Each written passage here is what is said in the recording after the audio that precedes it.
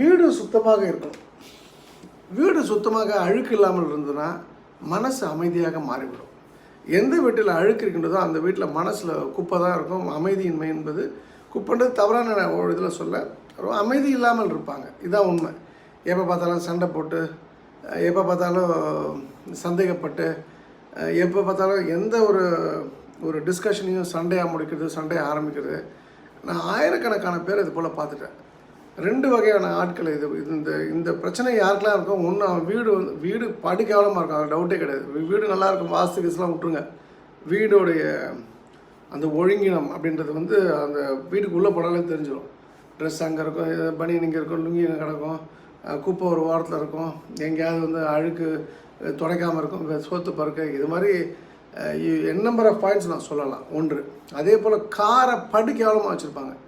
படு கேவலமாக காரை வச்சுருப்பாங்க. கார் வெளியில் துடைக்கிறீங்க, துடைக்கலன்றது விஷயம் கிடையாது.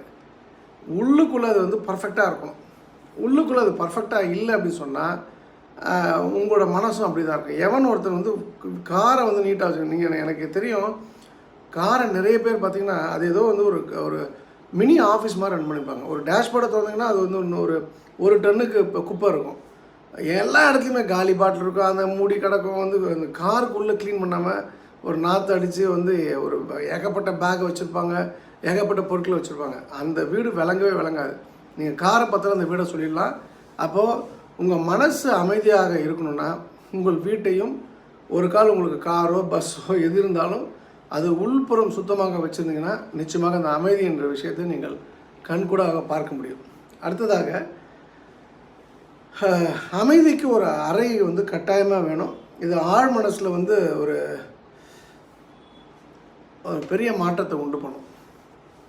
நமக்கு தூங்குறதுக்கு அறை இருக்குது, குளிக்கிறதுக்கு அறை இருக்குது, கழிவறை இருக்கின்றது, சமையலறை இருக்கின்றது, பூஜை அறை இருக்கின்றது. அமைதிக்குன்னு ஒரு அறை இல்லை. படிப்பறை பாதி வீட்டில் இல்லை, அது ஒரு பக்கம் இருந்தாலும் அமைதிக்குன்னு ஒரு அறை. அதான் நான் பிளாக் ரூம்னு நான் 15 வருஷம் முன்னாடி இந்த விஷயத்த சொல்லியிருக்கேன். ஒவ்வொரு வீட்லேயும் அந்த அமைதிக்குன்னு ஒரு அறை இருக்கணும். அந்த அறை இருந்ததுன்னா உங்கள் ஆழ் மனசோட செயல்பாடு என்பது வேறு தளத்தில் இருக்கும் என்பதை என்னால் உறுதிட்டு சொல்ல முடியும். அதே போல் நீங்கள் வேலை செய்யக்கூடிய இடத்துலையோ, இப்போ கவர்மெண்ட் ஆஃபீஸில் முடியாது, உங்களுக்கான ஆஃபீஸ் தான் இது பாசிபிள். நம்பர் 2, உங்கள் வீடுகளில் சொந்த வீடோ வாடகை வீடோ எப்போதுமே 24 மணி நேரம் மியூசிக்கோடு இருங்க.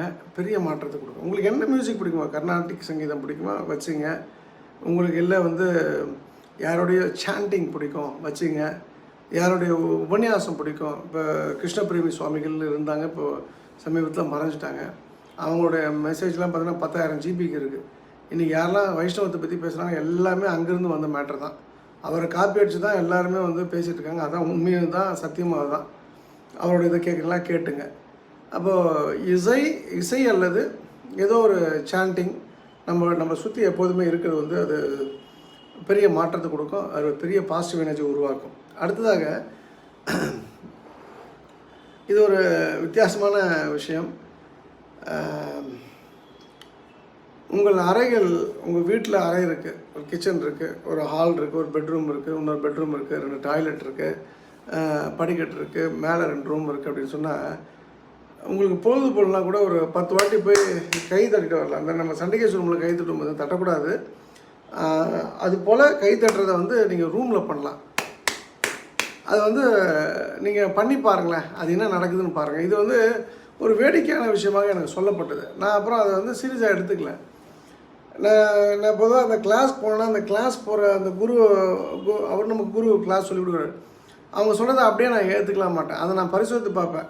அது விடை சரியாக வரேன்னா குரு கேன்சல், அவ்வளோதான். அந்த மசாலா தோசை கேன்சல்ன்ற மாதிரி தான். இது ஒரு வேடிக்கையான ஒரு பெண்மணி எடுத்த கிளாஸு. அவங்க இப்போ எங்கே இருக்காங்க, யூஎஸ் இருக்காங்கன்னு நினைக்கிறேன். அவங்க 2-3 விஷயங்கள் எனக்கு சொல்லிக் கொடுத்தாங்க. அதில் எங்கள் டீமில் சீதா போய் கூட அந்த கிளாஸுக்கு போயிருக்காரு. அதில் ஒன் ஆஃப் த விஷயம் அந்த கை தட்டுறது. அது பெரிய மாற்றத்தை ஒன்று. இன்ஃபேக்ட் ஒரு வாட்டி இந்த ரூட்ஸ் கம்பெனியோட சேர்மன் அங்கே ஒரு 10 நாள் ரீஹபிலிட்டேஷன் இதுக்காக போயிருந்தேன். அதாவது ரீஜெனரேஷன், இந்த என்ன சொல்கிறது, ஒரு உணவே மருந்துன்ற ஒரு பயிற்சிக்காக போயிருந்தேன். அப்போது அதில் ஒரு பயிற்சி சொல்லி கொடுத்தாங்க. ஒருத்தர் கையில் தட்டிகிட்டே இருப்பாங்க. இந்த இடத்துல தட்டினா நோய்கள் குணமாகுதுன்ற ஒரு விஷயம். அது ஒரு மலேசியன் பயிற்சி. அது நான் தட்டினா கையில் சிவந்து போயிடும். ஒரு 30 நிமிஷம் தட்டணும் 2 கையும். இந்த இடத்துல தட்டுவாங்க. அதுபோல் திங்ஸ் ஆர் தேர். அந்த கை தட்டுறதுன்றது வந்து மாற்றத்தை கொடுக்குமானா, நீங்கள் பண்ணி பாருங்கள். அது மாற்றம் வந்ததுன்னா சந்தோஷம், மாற்றம் வரணுன்னா தட்டுறதை நிறுத்திடுங்க. ஆனால் மாற்றம் வரும்னு எனக்கு நல்லா தெரியும். அது புத்துணர்ச்சியும் மகிழ்ச்சியும் நிச்சயமாக கொடுக்கும். அது எனக்கு ஒரு வகுப்பில் சொல்லிக் கொடுத்தாலும் நான் சொல்கிறேன். அப்புறம் ரொம்ப முக்கியமான விஷயம் என்னென்னா, வாழ்க்கையோட நோக்கம் என்ன, லைஃபோட பர்பஸ் என்ன. முதல் விஷயம் செல்ஃப் அவேர்னஸ், சுய உணர்வு. நம்பர் 3, நமக்கு என்ன தெரியும், என்ன புரிந்து கொண்டுள்ளோம் என்பதை பொறுத்தே நம்மளுடைய வெற்றி தோல்விகள் என்பது வந்து தீர்மானிக்கப்படுகின்றது. ஒரு விஷயத்தை புரிஞ்சுங்க. ஸோ நீங்கள் செல்ஃப் அவேர்னஸ் அப்படின்ற ஒரு விஷயம் இல்லை அப்படின்னு சொன்னால், நம்ம சுய பரிசோதனை பண்ணால் தான் உங்களுக்கு நீங்கள் வந்து இந்த செல்ஃப் அவேர்னஸ்ன்ற ஒரு விஷயத்தை நோக்கி போக முடியும். அதேபோல் ஒவ்வொரு மனிதனுக்கும் வாழ்கிறதுக்கு ஒரு பர்பஸ் இருக்குது. இப்போ கல்யாணம் எனக்கு 20 வருஷம் குழந்தை இல்லைன்னு சொல்லுவாங்க. அதுக்காக நம்ம செத்து போயிடணுமா என்ன? பர்பஸ் என்ன? நீங்கள் வாழ்கிறதுக்கு இப்போ மோடி இருக்கார். மோடிக்கு வந்து குழந்தை கிடையாது, பொண்டாட்டி கிடையாது. ஆனால் அவருக்கு ஒரு பர்பஸ், நாட்டை வந்து அடுத்த கட்டம் கொண்டு போகணும். இப்போ நம்ம சைனாவும் நம்மளும் ஈக்குவல் கிடையாது. சைனா நம்மளோட 100 மடங்கு பவர்ஃபுல்லான கண்ட்ரி. ஆனால் சைனா வந்து நம்ம என்ன தான் 100 மடங்கு கம்மியாக இருந்தால் கூட நம்ம மேலே கை வைக்க பயப்படுற அளவுக்கு, யோசிக்கிற அளவுக்கு அவருடைய செய்கைகள் இருக்குது பார்த்தீங்களா? அப்போ மோடி வந்து டீ விற்றார், ஆர்எஸ்எஸ் இருந்தார், பொண்டாட்டி இல்லை, பிள்ளைங்க இல்லை அப்படின்ற இடத்துல அவர் வந்து எனக்கு எதுக்கு லைஃப், நான் செத்து போயிடலாமல் சூசைட் பண்ணிக்கலாம்னு நினைக்காம பிரதம மந்திரி வரைக்கும் பிரயாணப்பட்டிருக்கார் பார்த்தீங்களா? இதுதான் வந்து லைஃபோட பர்பஸ். அதுபோல் உங்களுக்கு ஒரு பர்பஸ் இருக்குது. மோடிக்கு மட்டும் கிடையாது, சொக்கலிங்கத்துக்கு உண்டு, ரமேஷ்க்கு உண்டு, ராமசாமிக்கு உண்டு. ஸோ அந்த பர்பஸை கண்டுபிடிங்க. அது உங்களுக்கு பெரிய மாற்றத்தை கொடுக்கும். ஸோ செல்ஃப் அவேர்னஸ் ரொம்ப முக்கியம். நம்ம வந்து நம்மளுடைய ப்ளஸ் என்ன மைனஸ்ன்றது தான் அந்த அடுத்த 3வது பாயிண்ட்டு. அது நீங்கள் கரெக்டாக புரிஞ்சுக்கிட்டீங்க அப்படின்னு சொன்னால் ஸ்கை இஸ் த லிமிட். இது கட்டாயம் வேணும். நிறைவாக வந்து இந்த விஷயங்கள்லாம் நம்மளுடைய கோல்ஸ் எல்லாத்தையுமே வாரம் ரிவ்யூ பண்ணுங்கள். வாரம் வந்து இது சரியா தவறா, எங்கே தப்பு பண்ணோம், எப்போ அடைய முடியும், நம்ம அடையிறதுக்கு லேட் ஆகுமா, அடையிறதுக்கு சீக்கிரம் அடைஞ்சிருமா, ரிவ்யூ பண்ண நீங்கள் எதிர்பார்க்குற ரிசல்ட் வந்து கொஞ்சம் சீக்கிரமாகவே கிடச்சிரும்.